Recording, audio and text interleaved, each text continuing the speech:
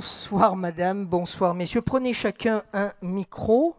Voilà, alors, on va parler maintenant d'un moment qui va amuser mes très proches, mais peut-être qu'ils comprendront, vous aussi ou pas d'ailleurs, c'est pas très grave. On va parler fromage et je me dois de faire l'exaltation du fromage et de vous amener à parler des bienfaits du fromage.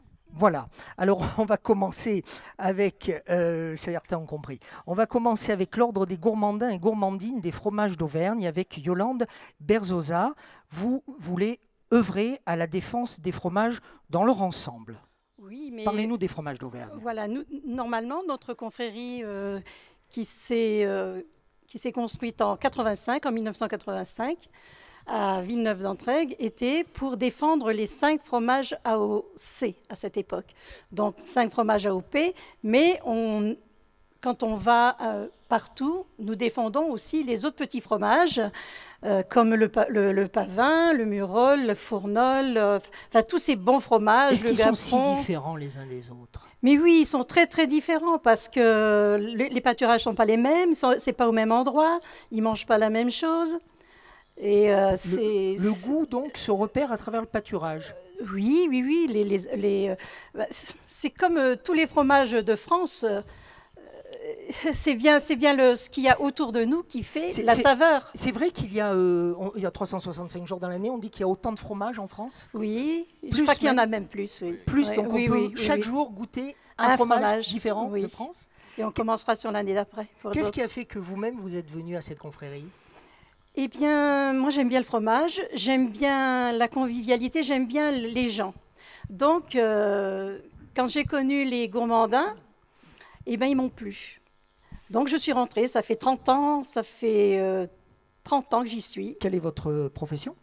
Maintenant, je suis retraitée. De quel secteur? Eh bien, j'ai fait un petit peu plusieurs métiers. Hein. J'ai commencé en travaillant chez Michelin, puis après, j'ai tenu un restaurant. Et puis après, bien, j'ai appris la tapisserie d'ameublement. J'ai fini en apprenant la tapisserie d'ameublement. Et maintenant, je suis à la retraite et je m'occupe. Donc, je suis grand commandeur de la confrérie, ce qui me permet d'avoir du temps pour la confrérie. Vous avez dans votre uniforme des choses spéciales à nous présenter? Non, écoutez, on nous pose toujours la question, pourquoi du gris? Non, mais je ne l'ai pas posé, moi. Moi, je vais vous le dire. J'ai dit le gris, ça ressemble à la pierre d'ici, la pierre de Volvic. Regardez le château. Voilà, c'est cette pierre. Le rouge, bon, c'est les flammes du cratère. Là, c'est la capote du berger. Puisque nous défendons les fromages, donc on est obligé de défendre les gens qui font le fromage. Donc les bergers qui déjà gardaient les bêtes et tout, et qui faisaient leur fromage dans les burons. Et le chapeau, c'est le chapeau du berger. Voilà, chapeau auvergnat. Il vous va très bien, Merci. votre chapeau, avec votre mèche de cheveux, là. C'est très gracieux. Jean-Louis Pignot, vous représentez le grand maître François Barra, empêché ce soir, le grand maître de la commanderie du fromage Saint-Nectaire. Alors, c'est pas tout à fait la même chose. Là, on parle d'une commanderie. Tout à fait. Donc, le mot commanderie est davantage lié à un territoire. Un petit peu, on peut penser aussi au bailliage. Donc c'est la petite différence qui existe entre la confrérie et la commanderie, mais les finalités sont les mêmes. Pourquoi ce chapeau?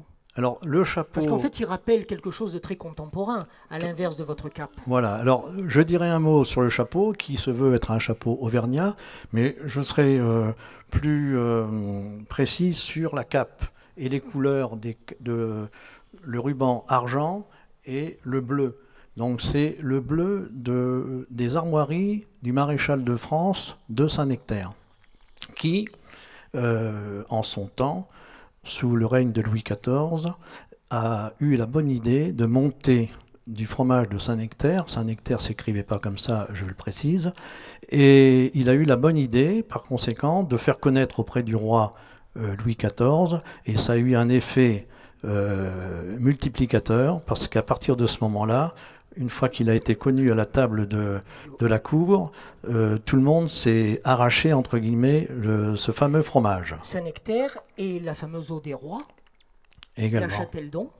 Tout à fait. Je le oui. savais pour Châteldon, je ne savais Ouais. pas pour le Saint-Nectaire. Alors, le Châteldon, donc, puisque aujourd'hui, bon, depuis quelques années, on est dans une région où on est dans une grande région, mais on se voulait aussi de dire que le Massif central en général, et plus précisément les régions dont on cite, que c'était le château d'eau de la France, avec toutes les belles productions d'eau actuelles, que ce soit du côté de Vichy ou de Châteldon, etc. Qu'est-ce qui vous plaît, vous, en étant membre de cette commanderie? Eh bien, écoutez, d'abord, les rencontres que nous faisons, puisque nous faisons globalement une quarantaine de sorties chaque année, et puis aussi les gens que nous rencontrons, les personnes d'horizons différentes, et aussi au sein de notre commanderie, les personnes d'horizons professionnels et sociaux complètement différents.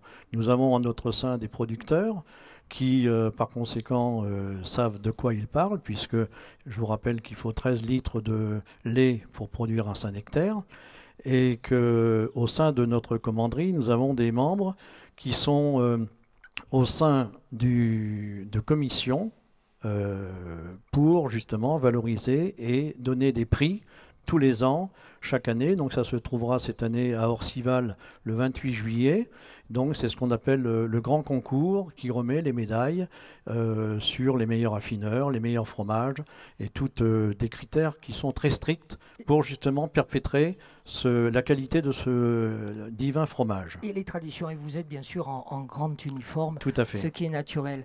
Merci Monsieur Je vous en Pignot prie. d'avoir Merci à été vous. avec nous. Thierry Le Gouff, alors j'ai souhaité, ça me paraissait naturel, vous faire intervenir dans cette séquence parce que précisément vous êtes sur la partie fromage, la confrérie de la Truffade.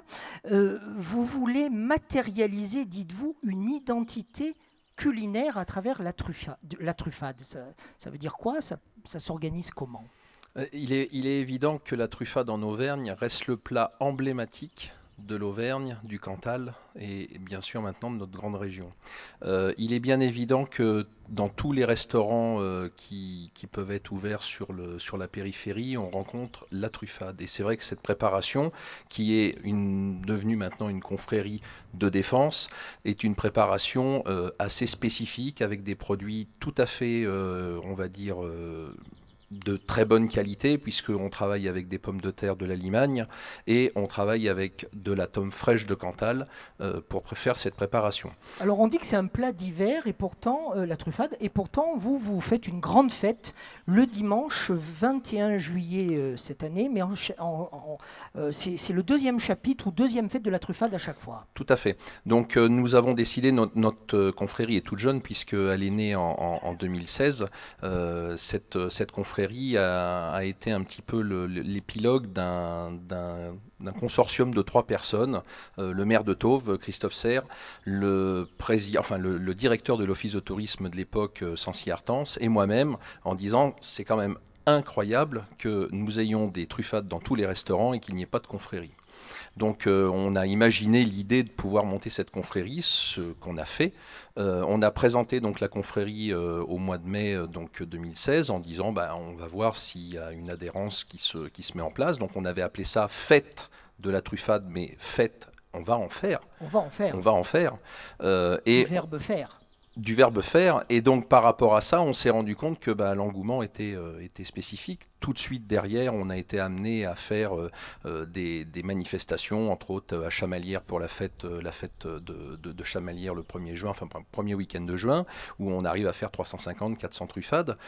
Donc on est vraiment une confrérie qui on fait de la truffade pour faire découvrir, mais aussi pour défendre. Une idée pour les maires présents ici, j'ai oublié de citer tout à l'heure, mais il ne faisait pas partie de la communauté de communes, sauf erreur de ma part, le maire d'Orsine, qui nous fait aussi l'amitié d'être avec nous. Merci Jean-Marc d'être avec nous. Jean-Marc Morvan, pardon, j'ai pas le droit de faire des familiarités comme ça, c'est pas grave, on a une partie de prénom en commun, c'est pour ça. Merci d'être avec nous, tous les trois, j'ai une petite... anecdote à partager avec vous, une petite surprise. Très peu le savent ce soir. Est-ce que vous savez que Johnny Hallyday était un grand fan de truffade? Tout à fait, oui. Eh bien, Oui, nous oui. avons sa cuisinière Qui lui a fait découvrir. particulière qui est avec nous et qui Ça, va c'est- nous expliquer comment elle faisait et elle préparait la truffade. On l'applaudit, mesdames, messieurs.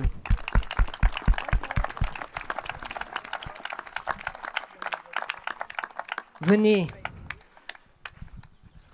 Venez, Jacqueline. Jacqueline Benoît, mettez-vous entre nous. Voilà, mesdames, messieurs, je vous présente une personne. Mettez-vous bien ici. Mettez-vous là. Voilà, Jacqueline Benoît. Je suis très heureux Oui, de moi vous aussi. avoir rencontré, Merci de m'avoir invité. un petit peu par hasard. D'accord. Vous avez écrit ce livre génial, Les Oui. recettes préférées de Johnny, avec une préface de sa fille, Laura Smet, qui, je vais lire un passage parce que je trouve que c'est très touchant. Donc c'est Laura Smet qui parle. Quand, petite fille, j'arrivais le week-end chez mon père, ma joie était immense de retrouver Jacqueline et j'étais toujours rassurée de la savoir auprès de lui le jour, mais aussi parfois la nuit. Parce qu'en fait, Oui. notre chanteur préféré, il mangeait beaucoup la nuit. Ben oui, c'est-à-dire que oui, c'était l'habitude. Alors, racontez-nous. C'est-à-dire que j'habitais chez lui. Oui, donc c'était plus j'étais pratique là pour faire jour et nuit. la cuisine.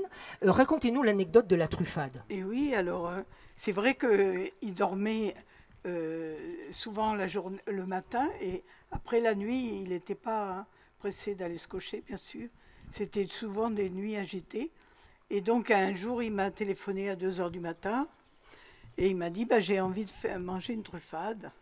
Et À 2 h du matin. comme il adorait les Ça farces, amuse Thierry Le Gouffre. comme il adorait les farces, il m'avait dit qu'il était 8 h du matin, comme si j'étais en retard pour arriver dans la cuisine. Et finalement, c'était vraiment 2 h du matin. Et donc, je suis descendue en peignoir et je me suis mis à faire une truffade. Il faut combien de temps pour faire une truffade? Ah ben, il faut quand même une petite heure, peut-être, une demi-heure. Thierry, vous confirmez? Oui, entre, voilà. Et pendant ce temps, Johnny attendait, il Voilà, vous téléphonait. il était dans le salon, il attendait. J'ai préparé la truffade et j'avais toujours de la tome sous la main. C'était quoi puisque- son plat Ah préféré? ben, c'est-à-dire, il adorait les pommes de terre en toutes sortes. Un vrai Et Français. forcément, en fait. moi, après, je lui avais fait connaître le Cantal. Et quand je venais voir mes enfants, je revenais toujours avec du fromage. Et après la truffade, il a toujours adoré. Et donc, il me demande ça comme ça. Alors, je lui prépare. Et après, une fois qu'elle a été prête, il m'a dit, vous n'allez pas me la laisser manger tout seul. Et donc, vous avez Et je me suis partagé à 3 h retrouvée- du matin. Voilà, la nuit, à manger la truffade au salon avec Johnny. Ça crée des liens, forcément. Oui, voilà, c'était quand même un peu exceptionnel. Pourquoi avoir souhaité... Pourquoi avoir souhaité ben, écrire c'est-à-dire ce que- livre? J'ai été invitée à son enterrement, bien sûr, et quand j'ai vu tous ces fans, des milliers de fans qui l'adoraient et qui étaient présents, et ça m'a tellement émue, et j'ai voulu partager avec tous ces fans les moments privilégiés que j'avais vécus chez Johnny. Donc j'ai voulu écrire ce livre à partir de là, Paru chez pour Hachette. partager les privilèges que j'avais eus d'être là.